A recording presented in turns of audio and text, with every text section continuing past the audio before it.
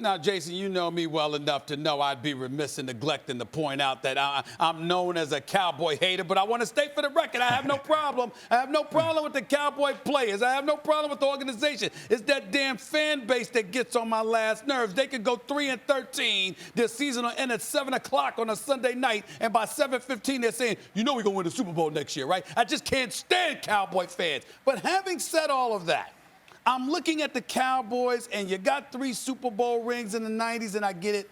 Haven't done much since, despite the bevy of talent that this organization has accumulated. How do you explain the fact that this organization has come up short, so considerably short, haven't even been in an NFC Championship game since 1995? How do you explain, considering the level of talent that the Cowboys have had, how you've come up short over the last near 25 years? Well, Stephen, first off, you have been a Cowboys hater for a long time, but now you're a teammate of mine, or I'm a teammate of yours, so right. I'll let it slide.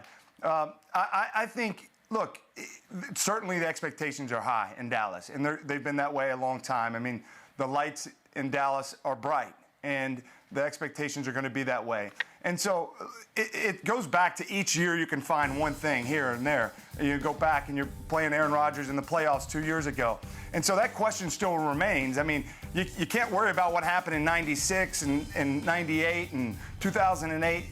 They have to focus on this team and what's going to allow them to get over the hump and play that type of football. But to your point, yes, I think everybody would say trying to meet those expectations, it's hard because that franchise has been known to perform at that level, and you want to compete for championships. That's the gold standard for the Cowboys, and until you do that, it's tough. Jason, I want to switch gears for a second because you're talking to a couple Giants fans too, so go personal agenda. As we mentioned, the finish wasn't great for the Cowboys last season, but so here's how the NFC East looked. We'll pull it up after Week 17, but it feels like this division, Jason, keeps getting better. Obviously, the Eagles, Redskins make a change at quarterback, and we know who the Giants brought in, and then we just talked about your Cowboys. How do you see it playing out top to bottom this year? Well, I think you got to start with Philadelphia. I'm on board with what they've done. Believe it or not only, I think they got better this offseason.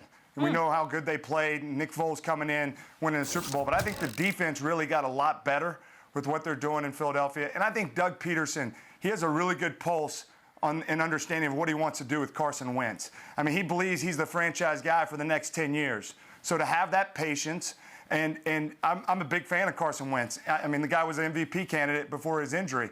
But that's why you have Nick Foles there. We're talking about a Super Bowl MVP last year.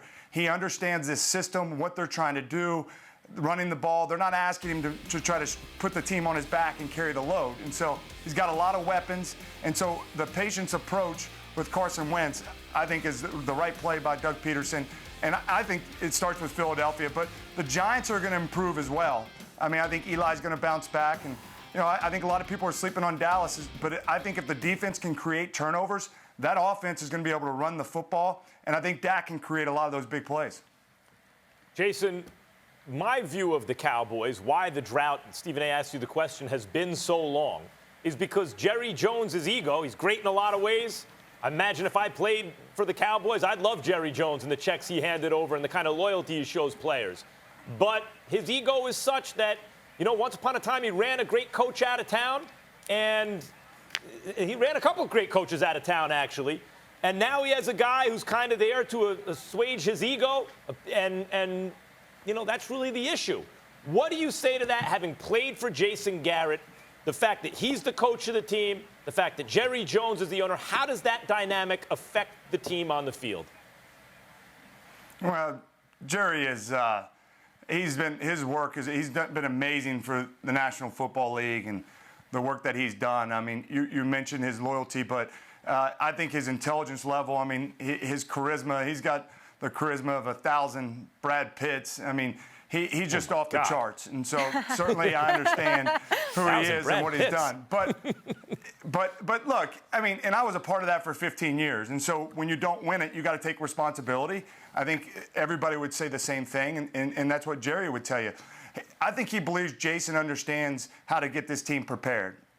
Jason understands the issues that this team needs to play and play well going into this season. And so what I look for in a head coach is Can he provide perspective? Can he show the way, what we need to do, how we're going to do it, and then motivate the football players to go out and play at a high level. And then when they don't, hold them to that standard. And so I think that's the chemistry they've had. But as you've mentioned, I mean, when you're not making the postseason, that's not the expectation for a team like the Cowboys.